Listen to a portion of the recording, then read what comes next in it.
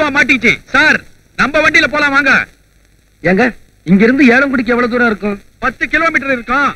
நம்ம வண்டியில போனாக்கா, அதாவது அல்லா பிச்சை வண்டியில போனாக்கா 5 கிலோமீட்டர்ல போயிடலாம். அது எப்படிங்க? அல்லா பிச்சை அலக்கலக்கா பரப்பான். ஓஹோ, அது சரி. வண்டி கூலி எவ்வளவுங்க? கிலோமீட்டருக்கு 1 ரூபாய். 1 ரூபாய் அநியாயமான கூலிங்க. நான் ஸ்டேஷன்ல படுத்துட்டு காலையில போறேங்க. படுங்க, இங்க வாங்க.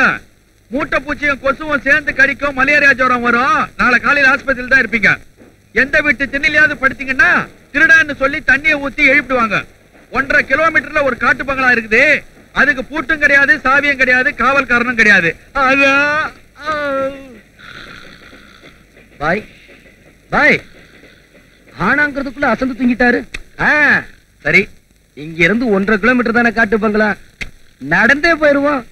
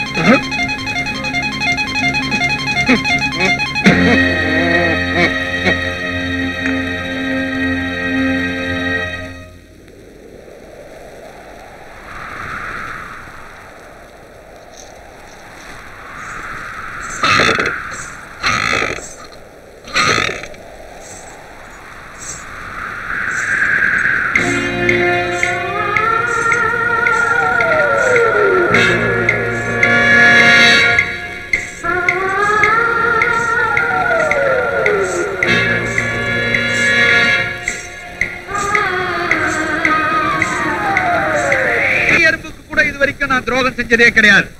சந்தேகப்பட்ட அல்லா பிச்சையை கேட்டு பாருங்க. ஒரு உயிர் போறதுக்கு நான் காரணமா இருந்துட்டேனையா.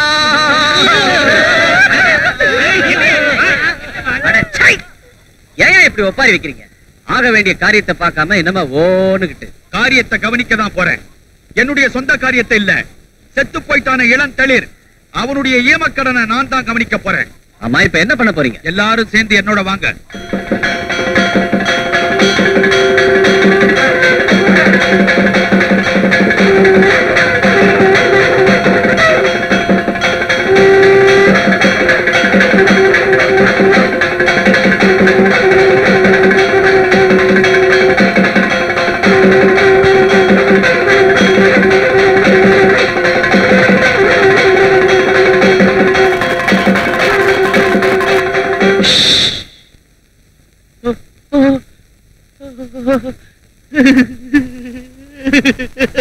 பாய் கடிப்பா இளந்தளிர் சின்ன பையன், இவன் சாவுக்கு நான் காரணமா இருந்துட்டனே. அரே அல்லா, ஈமக்கடன் எல்லாம் உங்க முறைப்படி செஞ்சு முடிச்சிடுங்க. செய்ங்கய்யா, முறைப்படி எல்லாத்தையும் செய்ங்க.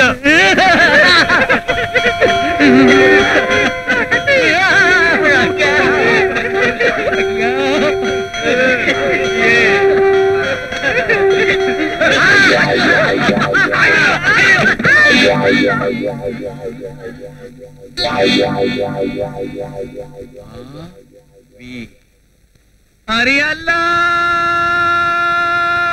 இல்லல்லா. என்ன அதெல்லாம்? தம்பி, நேத்து ராத்திரி நான் தான் தெரியாம இந்த இடத்துக்கு உன்னை கை காட்டி அனுப்பிச்சேன். பழா போன மோகினி உன்னை விட்டு வைக்கலையே. நீ செத்து போயிட்டியப்பா, அநியாயமா செத்து போயிட்டியே. பேயாவது பிசாசாவது, நான் உயிரோட தான் இருக்கேன். உயிரோட வா எப்பா.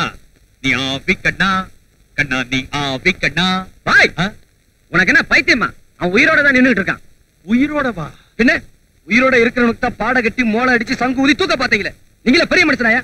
பெரிய மனுஷன் சின்ன மனுஷங்கிறத எல்லாம் எங்கிட்ட வச்சுக்காத. நீ செத்ததுதான், நாங்க தூக்க போறதுதான். அடிங்கடா. நிறுத்துங்கடா. அடிங்கடா.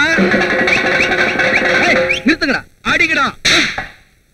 இவன் உயிரோட தான் பாய் இருக்கா.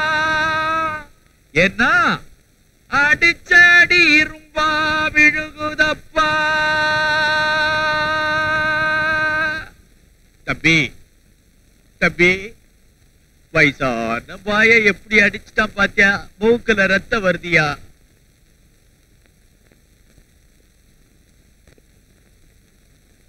போயா நில்லு.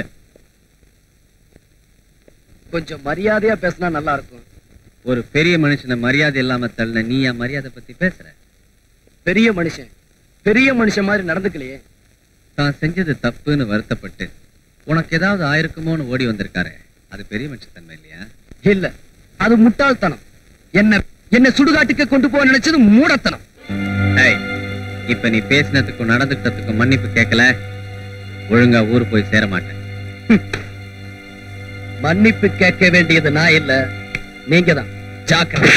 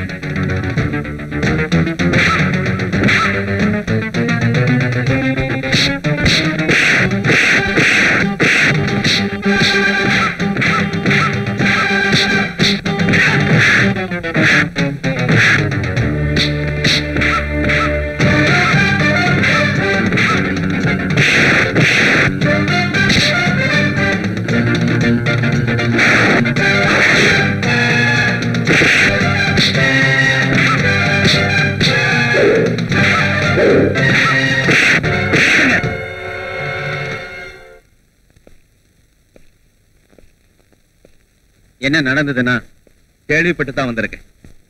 தப்பு இவன் மேலதான். இல்லங்க, தப்பு இவன் மேலதான். ரெண்டு பக்கத்திலையும் தவறு நடந்திருக்கு.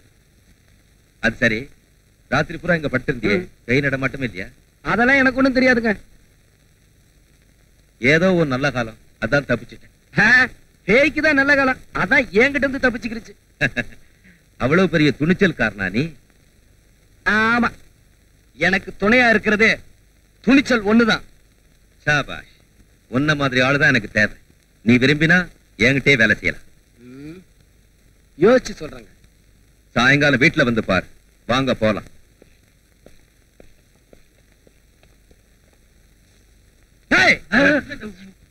தம்பி, நான் உனக்கு ரொம்ப தொந்தரவு கொடுத்துட்டேன், மன்னிச்சுக்கணும். நீங்க என் வீட்டுல தங்கிட்டு வயிறார சாப்பிட்டு போகணும். வேணாங்க பாய். அப்படி சொல்லக்கூடாது. चलो भाई निकल के आगर से பாய் பாய், உங்களுக்கு இனிப்பு கொண்டு வந்திருக்கேன். அண்ணா, நீயா? செண்பகம், நீ எப்ப ஜெயில இருந்து விடுதலையாய் வந்த? காந்தி ஜெயந்தியை முன்னிட்டு முன்னாலே விடுதலை பண்ணிட்டாங்கம்மா. செண்பகம், நீ நல்லா இருக்கியாம்மா? நான் விடுதலை ஆனதுல உனக்கு சந்தோஷம் தானே? எனக்கு சந்தோஷம் தான். ஆனா இது என்னென்ன விளைவுகளை ஏற்படுத்துமோனுதான் எனக்கு பயமா இருக்கு. என்னம்மா சொல்ற? என்ன நல்லா பாரு, என்கிட்ட எந்த வித்தியாசமும் தெரியல. உனக்கு எப்பமா கல்யாணம் ஆச்சு? யாரு மாப்பிள்ள? ஏமா நான் விடுதலையாகி வெளியே வர வரைக்கும் காத்திருக்க கூடாதா? நீ விடுதலையாகி வெளியில வரணும்னுதான் நான் இந்த தாலியையே கட்டிக்கிட்டேன். புரியலமா. பலமுறை உன்னை ஜெயில பார்த்தப்ப என்ன தவிர வேற யாராவது வந்தா சந்திக்க கூடாதுன்னு சொன்னேனே, ஞாபகம் இருக்கா? ஆமா. அதுக்கு காரணம் யாரோ ஒருத்தர் நான் வரும்போதெல்லாம் ஜெயிலுக்கு வந்து உன் பேரை சொல்லி உனக்கு எப்ப விடுதலைன்னு விசாரிக்கிறதையும் வெறி பிடிச்ச மாதிரி போறதையும் நான் பல தடவை பார்த்திருக்கேன். யாரவன்? நீ சின்ன வயசுல கொலை பண்ணியே அந்த சின்னசாமி கவுண்டர் பிள்ளைதான் அவர். உன்னை பழி வாங்க அலையத தெரிஞ்சுக்கிட்டேன். அப்புறம் அவருக்கே தெரியாம நிழல் மாதிரி அவரை பின்தொடர்ந்தேன். அவர் மனசு மாத்தவும் உன் உயிரை காப்பாத்தவும் என் வாழ்க்கையை பணயமா வைக்க முடிவு செஞ்சேன்.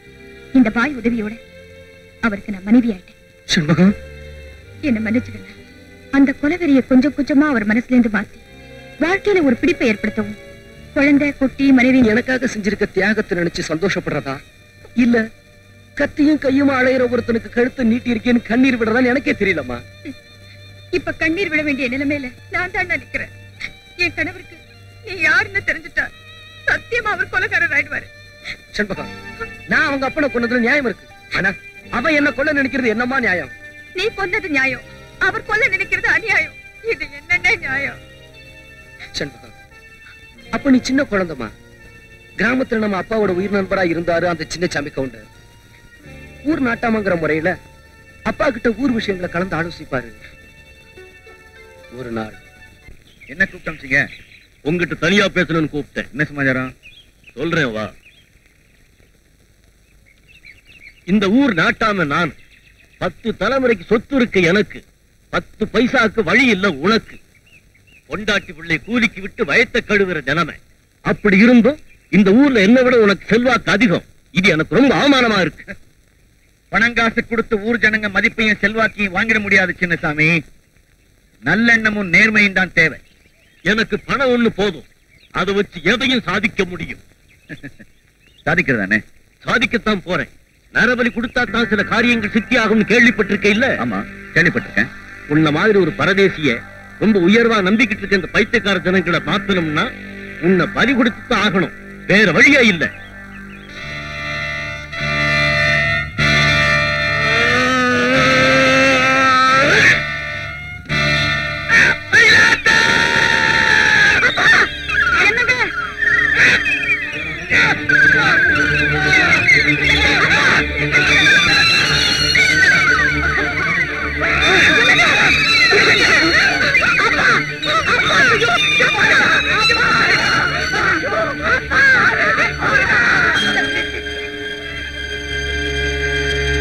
காட்டுலாக்க அதிகாரிங்கிற முறையில இந்த வழக்குல நான் சம்பந்தப்பட்டிருக்கேன். இந்த கொலையை சின்னசாமி கவுண்டர் தான் செஞ்சிருக்காரு. அத கண்ணால பார்த்த சாட்சிகள் நீங்களும் உங்க மகனும் தான் ஊர்ல பேசிக்கிறாங்க. அது உண்மையா இருந்தா யாருக்கும் பயப்படாம துணிச்சலா நீங்க கோர்ட்ல வந்து சொல்லலாம். உங்களுக்கு தேவையான உதவிகளையும் பாதுகாப்பையும் நான் செஞ்சு தர தயாரா இருக்கேன்.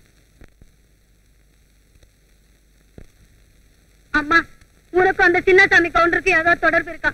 அதனாலதான் நீ இந்த ஆளை காட்டி கொடுக்கலையா? நீ என்னடா சொன்ன? எங்க அம்மா பத்தி யாராவது தப்பா பேசினீங்கன்னா உங்களை கொலை செஞ்சிருவேன்னு சொன்னேன்.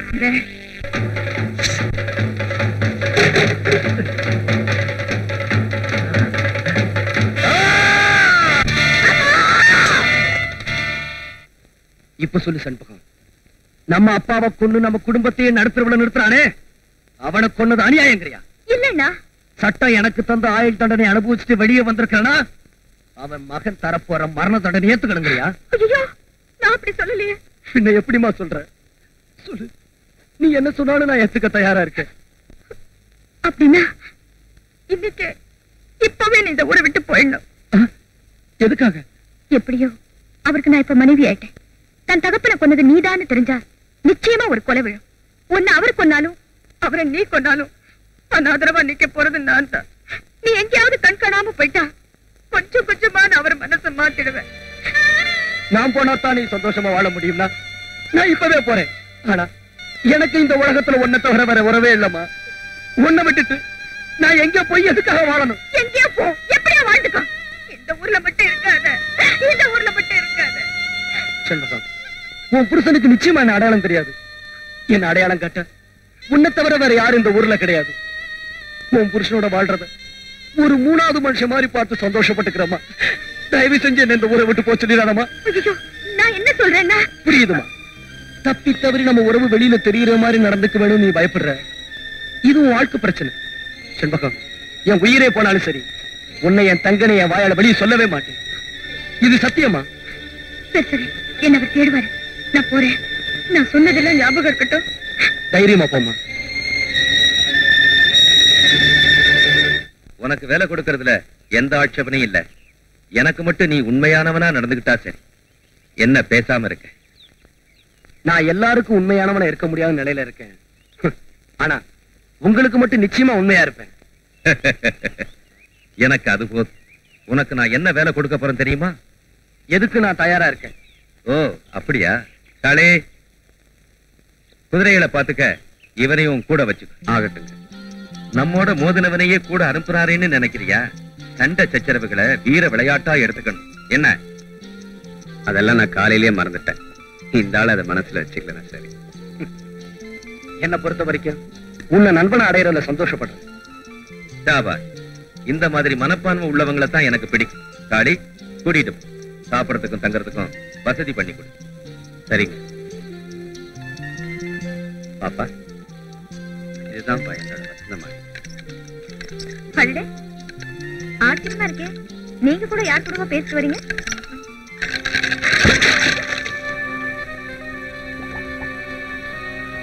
செண்பகம், என்னாச்சு உனக்கு? யாரோ முன்ன பின்ன தெரியாதவரை திடீர்னு பார்த்த அதிர்ச்சியில. இவரை பார்த்த உடனே நீ அதிர்ச்சி அடையணும். உங்க கூட யாரை பார்த்தாலும் எனக்கு அப்படித்தாங்க இருக்கு. சரி சரி, சொந்த விஷயங்கள் அப்புறம் பேசிக்கலாம். வந்த விருந்தாளியை முதல்ல கவனி. சமையல் ரெடியா? எதுக்குங்க வீணா சிரமம்? நான் வெளியிலேயே சாப்பிட்டுக்கிறேன். ஆஹா, நீ இங்க சாப்பிடாம வெளியில சாப்பிட்டினா எனக்கு அவமானம் இல்ல, என் வீட்டுக்காரிக்கு தான். சொல்ல செண்பகம். சொல்றேங்க, இங்கேயே சாப்பிடுங்க.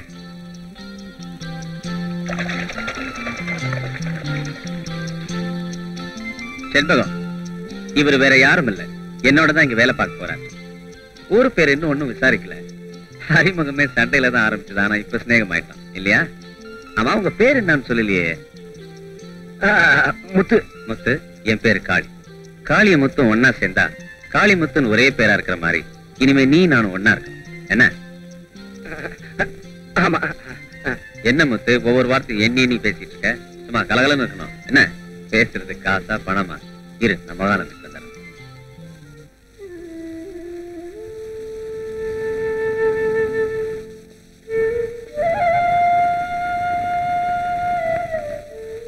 என்ன மன்னிச்சிருமா. காளிதான் உன் புருஷனும் தெரிஞ்சிருந்தா சத்தியம் அந்த வீட்டு படியே ஏறி இருக்க மாட்டேன். இது வரைக்கும் மடியில தான் நெருப்பு கட்டிட்டு இருந்தேன். இப்ப நீ என்ன அது மேலேயே நிக்க வச்சுட்ட. என்னால நீ அந்த கஷ்டத்தை அனுபவிக்க வேண்டாம். நான் இப்பவே போயிடுறேன். நில்ல.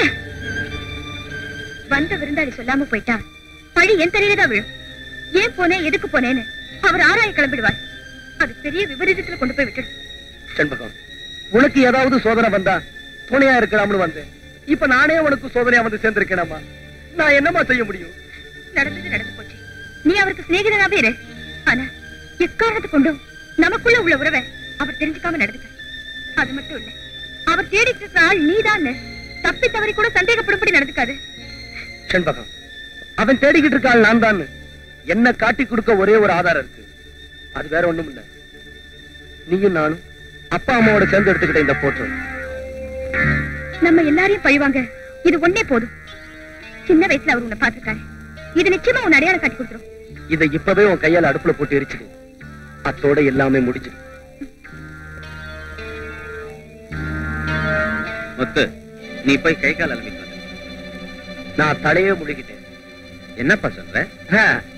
காலையில என்ன தேய்ச்சு ஆனந்தமா தலை முழுகனேன்னு சொன்னேன். ஓ, ஒரு நிமிஷம் இரு, சாமி கும்பிடுறேன்.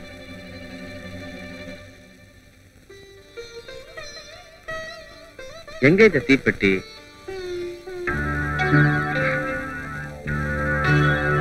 சமையலுக்கும் அதே பெட்டி, கற்பூரம் ஏத்துறதுக்கும் அதே பெட்டி.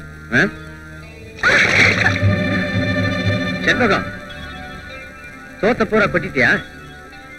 இன்னைக்கு பூரா உனக்கு என்னாச்சு? ஏதோ படப்படப்பா இருந்ததுங்க, இப்ப சரியா போச்சு. பாவம் முத்து பசியோட இருக்கான்.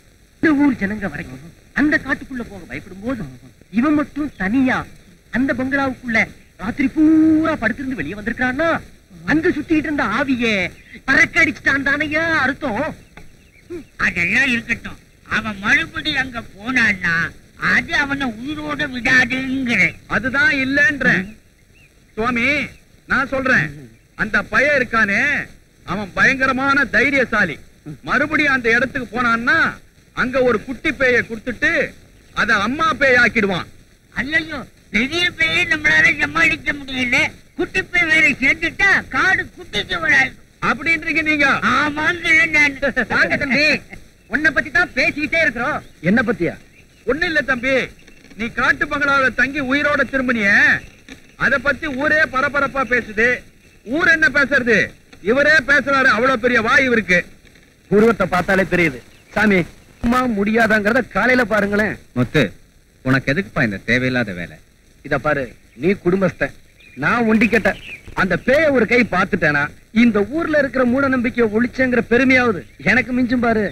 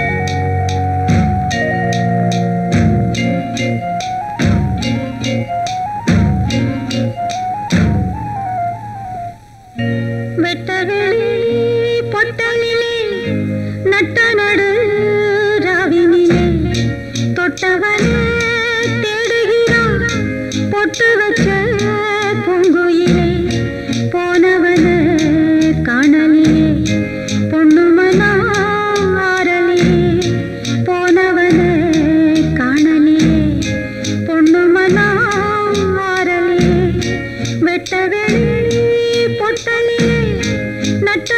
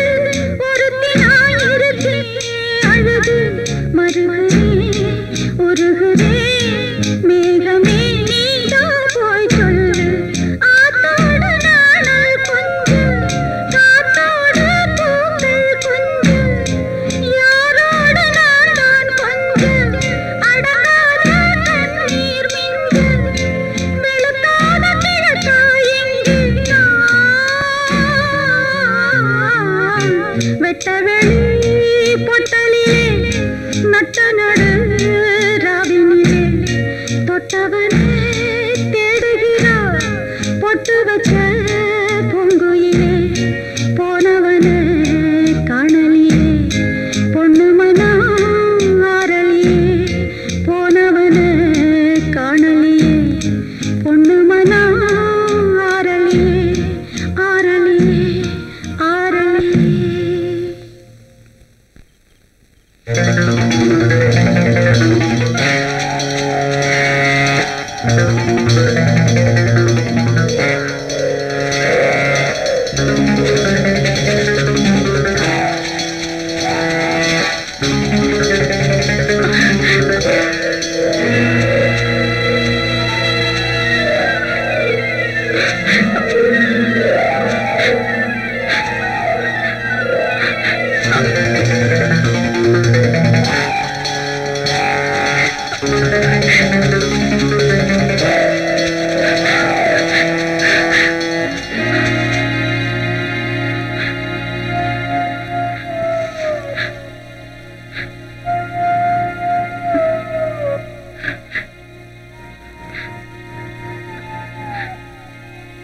நீ பேய்தானே?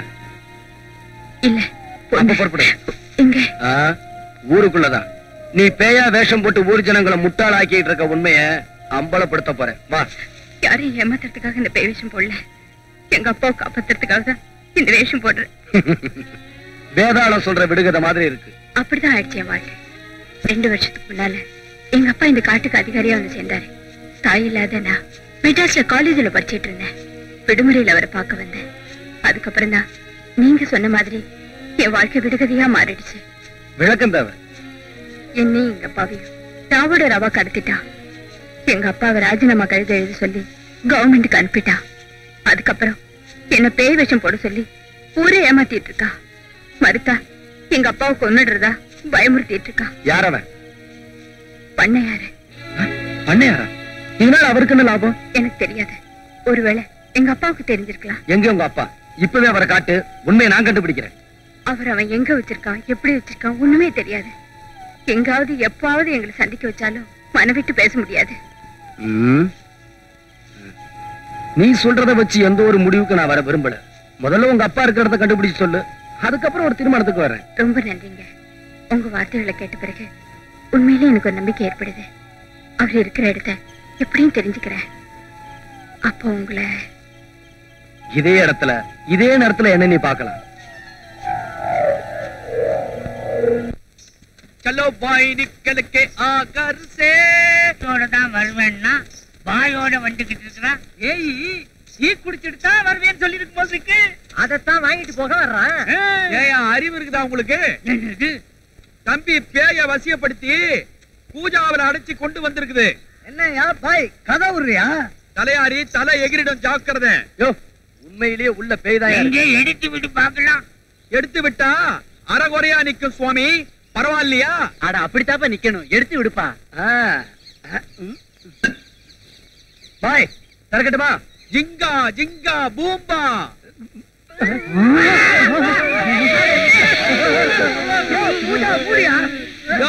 நீங்க தானே பேய அறகுறையா பாக்கணும்னு ஆசைப்பட்டீங்க. தெரியாம சொல்லிட்டோம். என் சம்சாரம் ஆண்டாளை தவிர வேற எந்த பொண்ணையும் எடுத்து பார்க்க மாட்டேன். தம்பி குருக்களையா ரொம்ப ஆச்சாரமானவரு. அறகுறையா பார்க்க வெக்கப்படுறாரு. மூடிடு. சும்பே. சும்பேன்னா மூடிக்கோன்னு அர்த்தம். அது சரி, பேய் எப்படி இதுக்குள்ளார வந்துச்சு? மோகினி பிசாசுக்கு மல்லிகை பூனா ரொம்ப பிடிக்கும். ஒரு ஆளாக்கு குண்டு மல்லிகை வாங்கி பேய் நடமாடுற இடத்துல வசியம் பண்ணி வச்சுட்டேன். அந்த பேய் புகையா மாதிரி உள்ள வந்து உட்காந்துருச்சு. ஆமா, மேற்கொண்டு இது என்ன செய்யலான்னு உத்தேசம்? எங்கேயாவது குழி தோண்டி புதைச்சிடலாம். எங்க புதைக்கலாம்? காதை இப்படி குடு. குடும்பங்கள் இருக்கிற இடமா புதைக்க வேண்டாம். பேசாம டீ கடையில புதைச்சு.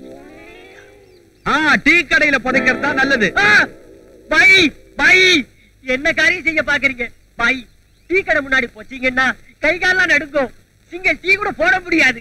வியாபாரமே கெட்டு போயிடும். அதனால ஒரு 75 வெட்ட ஐயர் வீட்டுக்கு முன்னாடியே போச்சிருக்கோம். கரி ஐயர் வாசல்ல புதைச்சாதான் மந்திரம் தந்திரம் சொல்லி விரட்டிடுவாரு. பாய் என்ன கால வாழ்ற? என்ன பாய் 50 75 வாங்கிட்டு உனக்கு பிடிக்காத தலையில கட்டலாம்னு பாக்குறியா? நான் 100 ரூபாய் தர்றேன். நான் சொல்ற இடத்துல புதைக்கிறியா? எங்க? உன் வீட்டு வாசல்ல. பின்ன என்னையா தலையை சுத்தி ஆத்துல தூக்கி எறியாம உங்களுடைய சொந்த விரோதத்தை எல்லாம் இதுல காட்ட நினைக்கிறியா? சரி சரி விடுங்க பாய். இது எங்கேயாவது ஊருக்கு வெளியே கொண்டு போய் போட்டுருவோம். வாங்க ஏறுப்பா வண்டியில. உங்க வண்டியிலயா? நடக்கிறதே மேல். நம்பி ஏறுப்பா. ஹாய், பூஜாவில சாம்பிராணி அடைச்சிக்கிட்டு வந்து பேயினா ஏமாத்துறீங்க. தம்பி, இன்னைக்கு சாம்பிராணி புகைய பேயின்னு சொல்லலன்னா ஜனங்கள்லாம் பூதமா மாறி இருப்பாங்க. அது சரி, நெஜ பேய் என்னாச்சு? நேத்து பார்த்ததோட சரி, அதுக்கப்புறம் நான் பார்க்கவே முடியல. இந்த பேய் பிடிக்கிற வேலைகள்லாம் விட்டுட்டு கொஞ்சம் புண்ணியமான வேலைகளை செய்வோம் வா.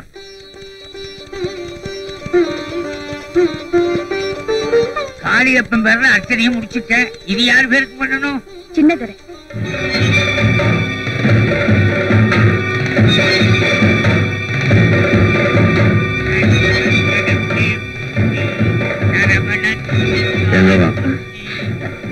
நீங்க இங்க அர்ச்சனை பண்ண சின்னதர பேரை சொன்னியே அப்பவே.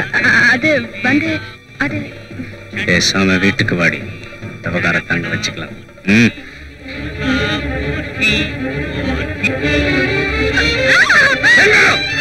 யாரு சின்னதர? சொல்ல மாட்டேன். சொல்லுடி, சொல்லல. இப்ப இங்கே கொலை பண்ணி சாவடிச்சிருவேன். சொல்றேங்க. நீங்க பழிக்கு பழி வாங்கணும்னு நினைக்கிறீங்களே, அவர்தான். நீ அர்ச்சனை பண்ற அளவுக்கு உனக்கு என்ன தொடர்பு? களி விடப்பா, களி விடு. இது பாருங்க, இது புருஷன் பொண்டாட்டி விவகாரம். இதுல தலையிட உங்களுக்கு உரிமை இல்லை. நீங்க அவருக்கு சிநேகிதர் தான். அதெல்லாம் வாசப்படிக்கு அந்த பக்கம் போங்க, வெளியே. மன்னிச்சிருமா.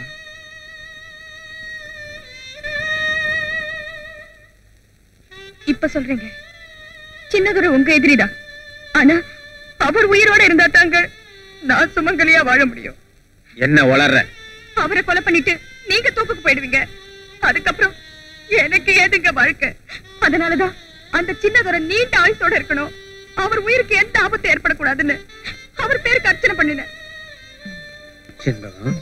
ஆமாங்க, உங்க மனசை மாத்த நான் செய்யற எந்த முயற்சிக்கும் பலன் இருக்காதுன்னு நம்ம முதலரவனுக்கே நான் முடிவு பண்ணிட்டேன். கணவனை நம்ப முடியாத மனைவி கடவுளைத்தானே நம்பி ஆகணும். செண்பகம், விரோதிக்காக வேண்டிக்கிட்டேன் ஆத்திரப்பட்டேன வழிய அதனுடைய அர்த்தத்தை புரிஞ்சுக்காம போயிட்டமா. என்ன மன்னிச்சிருமா.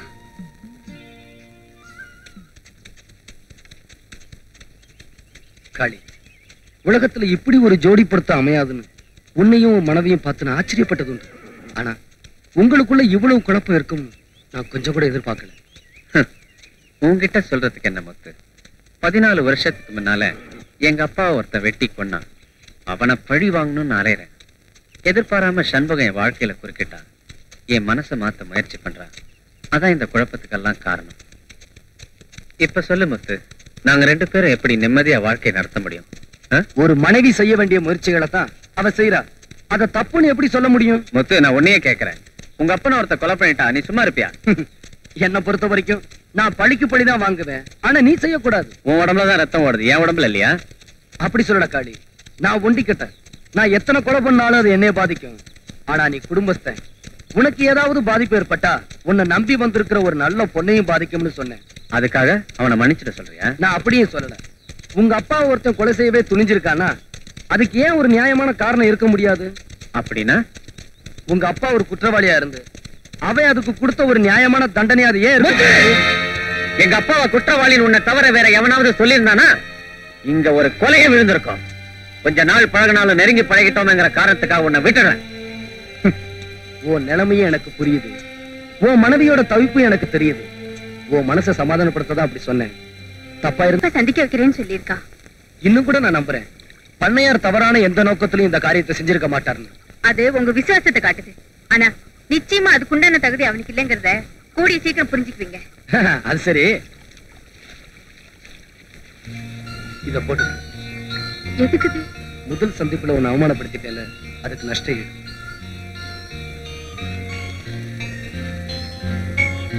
என்ன பாக்குற? இதுல என் புது வாழ்க்கையை பாக்குறேன்.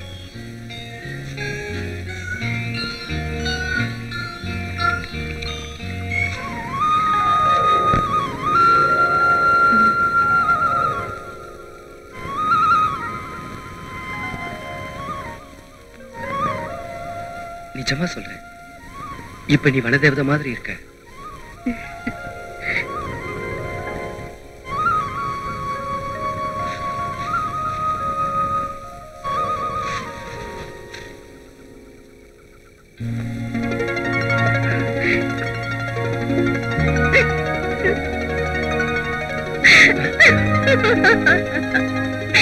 லதா, என்னாச்சு உனக்கு?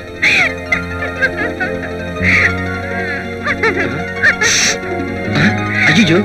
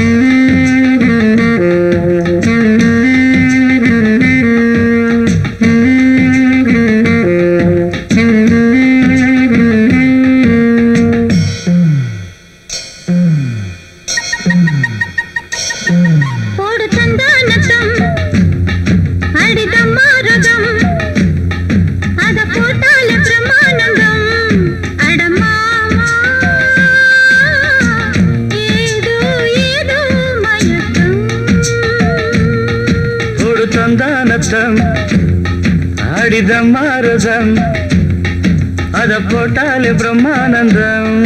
அடிமானே ஏதோ ஏதோ மயக்கம்.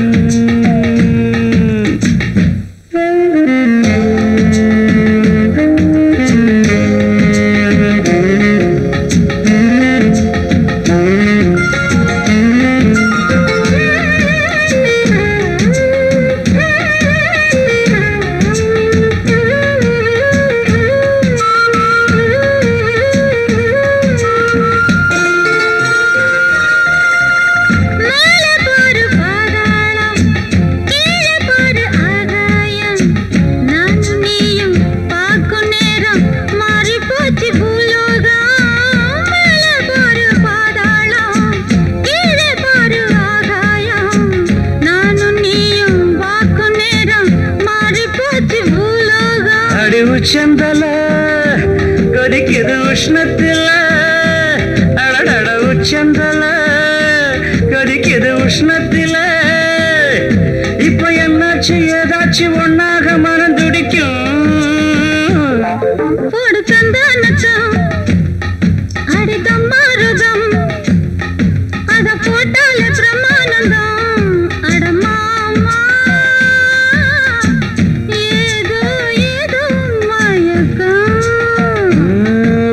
தந்தானத்தம் அடிதம் மாறுதம்.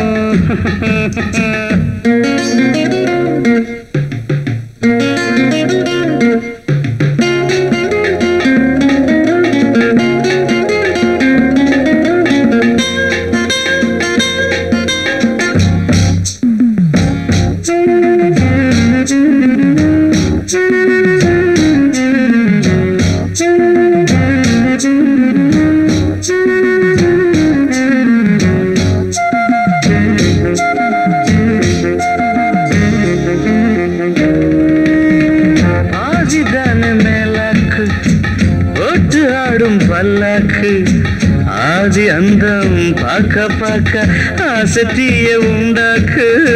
பதிதான மேலாக்கு போட்டு ஆடும் பல்லாக்கு. ஆதி அந்தம் பாக்க பாக்க ஆசத்திய உண்டாக்கு.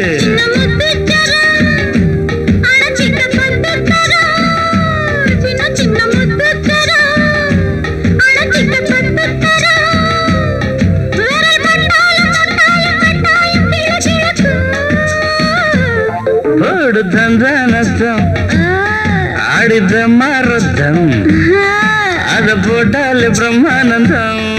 அடிமானே ஏதோ ஏதோ தந்தானத்தம் ஆடித மாரத்தம் அத போட்டாலே பிரம்மானந்தம். அடமாமா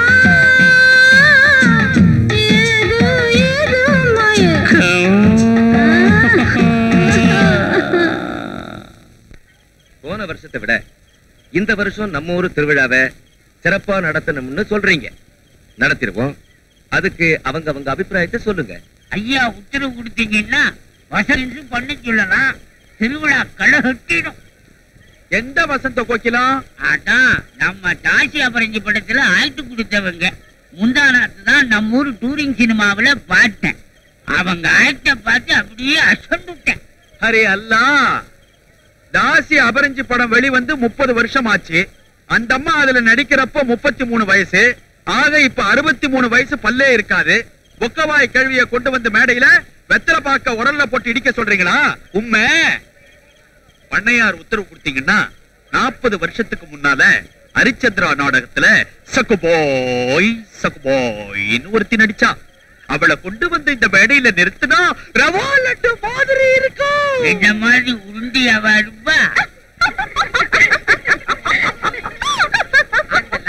பேரு உதிக்கே தின்னுட்டு இருப்பாங்க. யாருடா இந்த உருப்படி? நம்ம வேட்டக்கார நாகசாமி இருக்கானே, அவ மக தாய் செத்துட்டா. எல்லாம் நடக்கிறான். பெரிய மனுஷன் கூட நோட்டீஸ் வச்சேன்.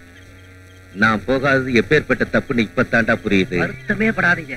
அப்ப போயிருந்தா கூட இப்பதாங்க உபயோகமா இருக்கும்.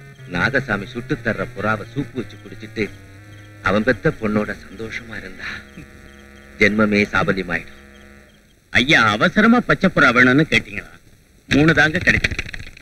அதை விடு நாகசாமி. இப்ப எனக்கு திடீர்னு குட்டி மேல ஆசை வந்துருச்சு. அத உடனே கொண்டு வந்து என் மடியில வச்சு கொஞ்சணும்னு நினைக்கிறேன். நீங்க எந்த குட்டியை சொல்றீங்க? புலி குட்டியடா. சொல்லுங்க நாகசாமி. காட்டுல ஒரு புலி குட்டி போட்டிருக்கு. தாய் புலி செத்து போச்சு. ஆண் புலி தான் பாதுகாப்பு. அத வேட்டையாடணும். நாளைக்கு ஐயா புலிக்குட்டியோட விளையாடணும். ஆண் புலிய பாடம் பண்ணி செவத்துல மாட்டணும். நீங்க என்னங்க ஐயாவே பெரிய வேட்டைக்காரராச்சே. நான் வெறும் புறா வேட்டைக்காரன் தானே. உண்மைதான் நாகசாமி. ஆப்பிள் வெட்டுறப்போ காயம் பட்டுடுச்சு. இந்த விரல மடக்கி சுட முடியல. கூட நான் வரேன்.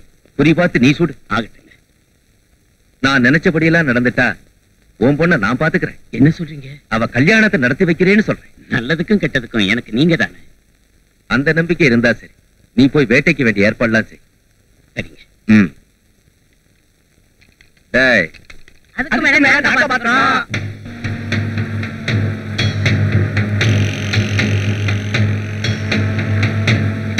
நிறுத்துங்க. புலி இங்க எங்கேயோ தான் நடமாடிக்கிட்டு இருக்கு. அப்படியா?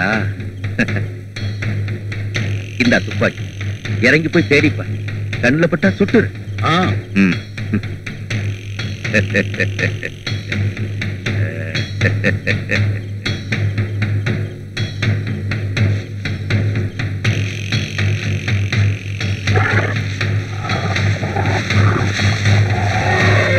அண்ணே, புலி சுடு சுடு.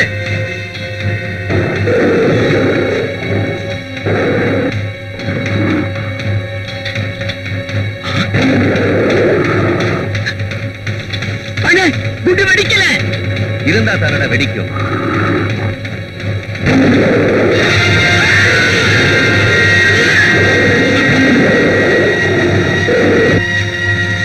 இனிமே ஓம் பொண்ண நான் பாத்துக்கிறேன். நீ நிம்மதியா சாவு.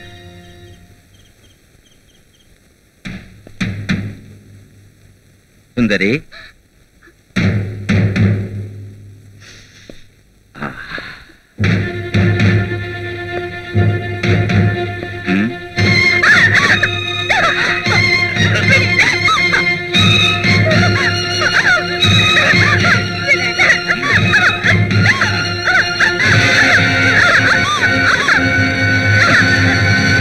களே, ஊரே திரண்டு திருவிழாக்கு போகுது. நீங்க மட்டும் இங்க இருந்தா என்ன அர்த்தம்? பாப்பா, மனசுக்கு நிம்மதி இருக்கிறவங்களுக்கு தான் தேரும் திருவிழாவும். அதான் எனக்கு இல்லையே. இல்ல, வெளியே போனாதானே கிடைக்கும். சரி, உனக்காக வரேன். இப்படியே வா. திருவிழாவை நான் தான் பார்க்க போறேன். திருவிழாவை என்ன பார்க்க போகுது? சும்மா வாப்பா. செண்பகம், தயாரா வந்துட்டேங்க.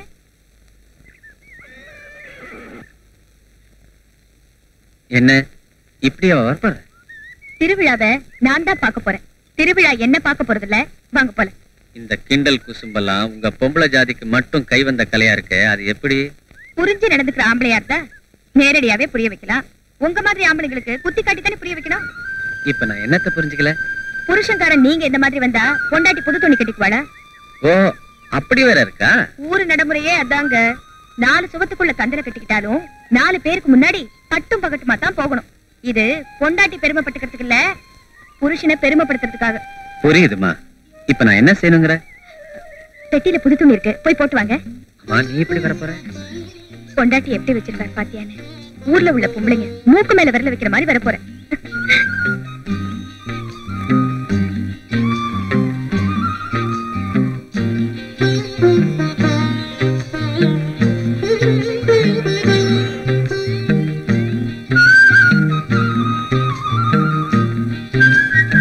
வெற்றி எனக்கு தான் வெற்றி. உனக்கு வெற்றினா எனக்கும் வெற்றி தான். போலாமா? உண்மையிலே எனக்கு தான் வெற்றி. எப்படி? உங்க 2 பேரையும் மணமக்கள் குலத்துல வர வச்சிருக்கனே, அது எனக்கு வெற்றி இல்லையா? நிஜமா சொல்றேன். உங்க 2 பேரையும் இந்த குளத்துல பாக்குறப்போ செண்பக மாதிரி தங்கச்சி, உன்ன மாதிரி மச்சானி இல்லைன்னு ஏக்கம் தட்டுது காழி.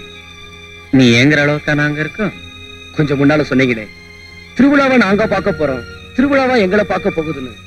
இப்படியே போனீங்கன்னா திருவிழாவே உங்களை தான் பார்க்கும். அப்படி ஒரு ஜோடி பொருத்தம். பொருத்த உருவத்திற்கு சந்தோஷம். சரி சரி, வாங்க போலாம்.